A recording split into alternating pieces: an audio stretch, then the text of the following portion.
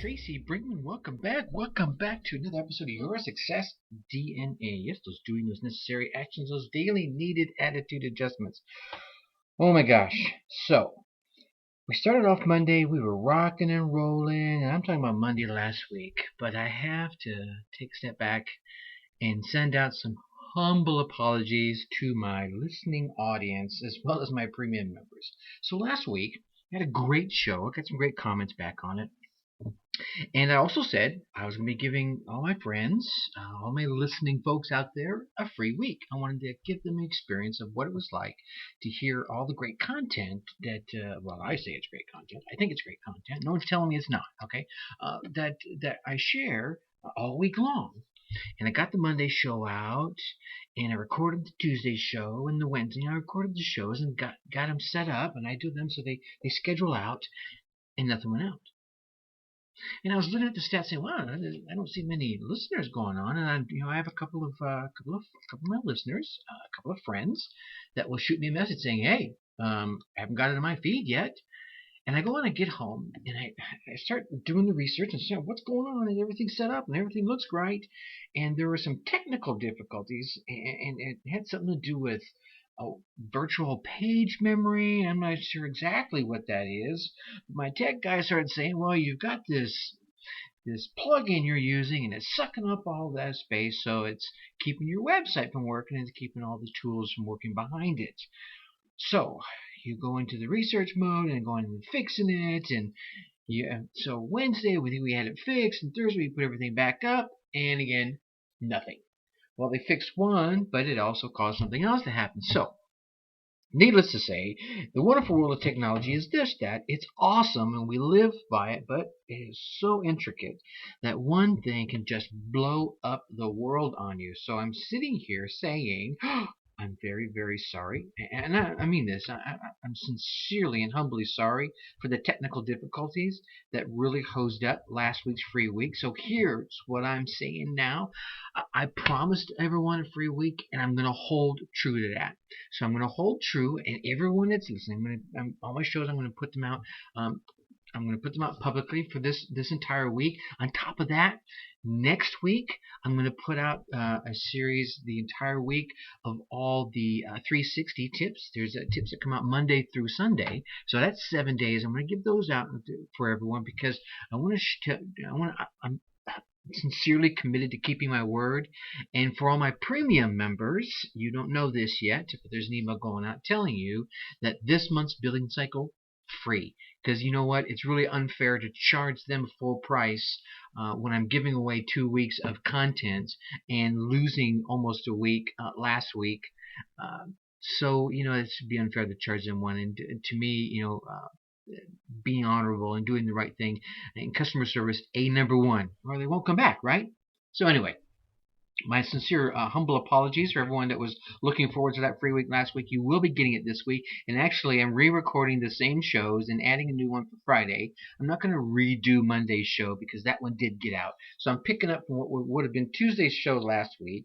I'm going to re-record them and send them out. And the reason I'm re-recording them is because I'm just not sure if that had anything to do with it. So I'm redoing them and sending them out. And we'll add a new show at the end of the week for Friday to make up the money, which also means our questions are going to be shifted off. So I'm not going to ask you the usual question of how do you feel.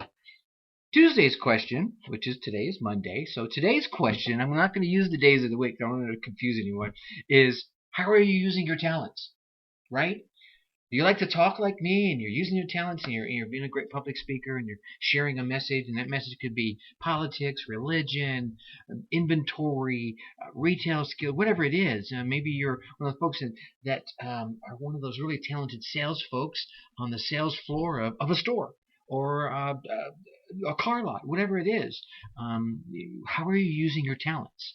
And here's one of the things, and I think so many people have talents they're unaware of. And I would challenge you to sit down, after you listen to this show and write down what you think your talents are.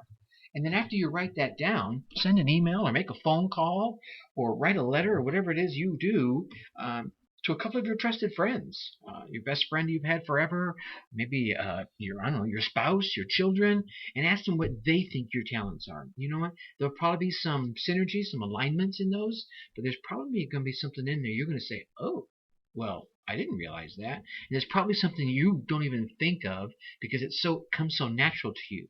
And those are the gems that you want to make sure you get. Because here's one of the things you need to answer is are you using your talents in a blue ocean or a red ocean? Now, this is a metaphor I'm going to go on with right here. So what I want you to do is I want you to think about your life and all your dreams and all your desires and your goals as a big blue ocean. Now, me, I was lucky enough, and I grew up in my latter teen years in Southern California. And besides, the awesome weather we had back then, was the joy of going to the beach. And one of the cool things I used to love to do is go to the beach at night. Such a serene setting, the ocean, the waves lapping on the seashore and everything. But then there was surfing. Ho, ho, ho, ho, ho.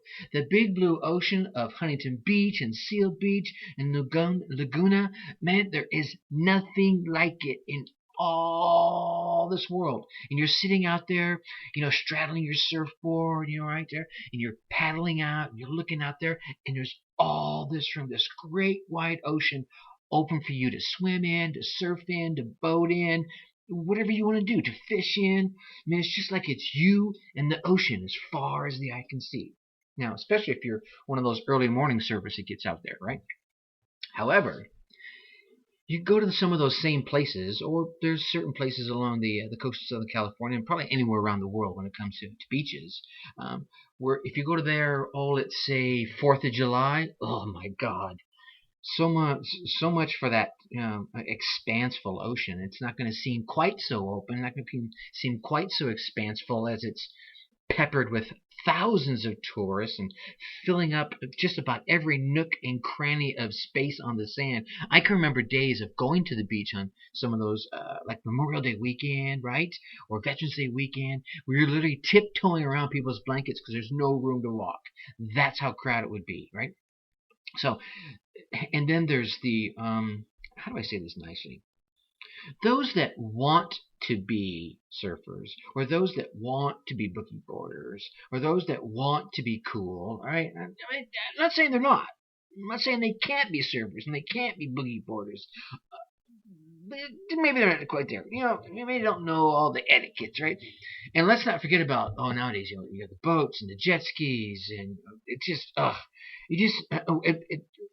and the kite flyers, right? And I was one of those guys, so I got to be careful. So that all that jam packed full of people, that's when your blue ocean becomes red. Now, like I said, this is metaphorically speaking, right? I mean, because literally the ocean's still blue, but you really just don't want to be out there. It's not quite as fun as those blue ocean times when you get out there on a early Wednesday morning and there's like you and 5 other people out there. So here's what I'm trying to say is, when you're looking at your life and your dreams and your job and your business, you want to look for those blue ocean opportunities, those blue ocean spots and places. What do I mean? Here's a way to look at it. Whatever it is you're trying to accomplish, and the folks that come here and listen to this show are trying to accomplish something in their life. They're trying to reach a new goal. They have dreams and aspirations, but there's something holding them back. What you need to do is you need to identify and resolve the obstacles and constraints. Now, these things could be, they could be anything. But what they're doing is they're reddening your beautiful blue ocean. They're mucking it all up, right? And that was an M, mucking it all up. And those things could range from anything. It could be, I don't have enough time. I can't do it as long as I'm with so-and-so. My wife won't let me. My husband says I can't. I have to wait till I find a new job. I don't have enough money. It's just this laundry, this litany list of excuses and reasons and constraints. I mean, sometimes they're very valid. But here's one of the things you could say. I was lucky enough to work with a wonderful company called Coca-Cola. You may have heard of them. A little small bottling company, right? And I worked in their inventory management for the North American marketing. And, there was a whole bunch of people that did what I did. There's a whole bunch of people that were great at inventory management and forecasting skills. But I got in there and I was like, I want to advance. How do I do this? I gotta be really good. And, as you can imagine, Coca-Cola can afford to hire really, really good, really, really smart people with all the education and all the credentials in supply chain management and inventory skills and all this training opportunities. So what I did is I tried to differentiate myself with some unique skills I had. I've been a programmer before then, knew computers very well. This is back in the 80s and early 90s, so it wasn't quite as prevalent and easy to do some of the things that you can do now back then. So what I did is I took those skills and I blended them together. I took the skills that everybody on my team had, the inventory management skills, and the skills that not anyone else on that team had was computer programming skills, and I blew through the obstacles and constraints that were data mining issues and time constraints. You know how much time it takes to go through mounds of data, right? So I wrote some programs that pulled all that together and spat reports out and created databases, and the next thing you know, I had gotten promoted 5 times in 2.5 years. Not because I was any better than anyone else, but because I found a blue ocean spot that nobody else was competing with me in. Huh? I want you to do the same thing in your business, right? If you're in business, go to a blue ocean spot because there's less competition. If you're on that beach at Huntington Beach at 7 a.m. on a Wednesday morning, there's you and 5 other surfers. That's it. You can have your pickle waves at that point. You're setting yourself up for success. I mean, that's what happened to me with the multiple promotions. It wasn't because there was no competition. There was lots of people that wanted the manager's job I ended up getting. I got it because I had differentiated myself. I had combined some original and some unique things together and created something new, adding value back to the business. And they added value back to my bank account. Right? If you're in a standalone business, or you're adding value to your customers, or you're adding value to your customers' world. See, here's the thing. You need to stop asking how you can get them to pay you more money until you answer the question, how can I make myself worth more money to my customer? Because I guarantee you, the minute you make yourself worth more to your customer, they'll start paying you more. See, if you stop waiting around in that, or actually, if you keep waiting around in that red ocean, you're going to find yourself a commodity, right? You're going to be just like everyone else, just like competitor X and competitor Y and competitor Z, right? If you don't package yourself differently or offer some sort of unique combination of services that add value, your customers are going to see you as that commodity. And they're going to say, hey, they're just like X, Y, and Z. They just all do the same thing. I'm going to go for the cheapest price. Yeah, commodity. You don't want to do that, okay? Same as if you're an employee. If you're just like all the rest, right? Oh, I do all the forecasting. I do all of this. Oh, I can pick product, or I can sell product better. They're just going to go for the guy or the gal that has the cheapest salary, the lowest price. Same thing. You're just shopping. You need to be a unique blend, right? Find your uniqueness. This comes back to what your talents are, right? It's weird how all this comes back together, right? So find out what those talents are, and you can utilize those talents to create your blue ocean space, okay? So I guarantee they're paying other people more money, right? So here's what I want you to do. In your personal life, in your business life, or if you're an employee, you'll do way better in every instance in your life, your business, and your personal life, is if you find those blue ocean spots, those blue ocean coves for your personal and business life.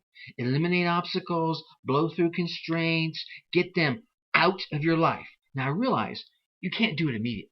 It's going to take some time in certain instances. It's not like you can just look at your spouse and say, that's it, you're out of here, right? You've got to try and make that work. And if that doesn't, well, then you have to, find your way out. If that's a constraint. I'm not saying it's not for everybody, right? Right? Maybe your spouse is the one thing that's supporting you, right? But whatever the constraint is, right? Blow through it. Do that, and your ocean will begin to brighten, and it'll begin to blueing, and it'll be smooth sailing, and great surfing will await you. And when you do that, here's one more thing. Imagine all the energy that you're expending in your red ocean, competing with everyone else, with that employee sitting next to you, or with that salesman down the road, or with competitor X, Y, or Z, who you're trying to outspend and outmarket every single day. All the energy you're expending on that, all that energy will now become available for your next dream, for your next business, for your new job, or simply for playtime and family time.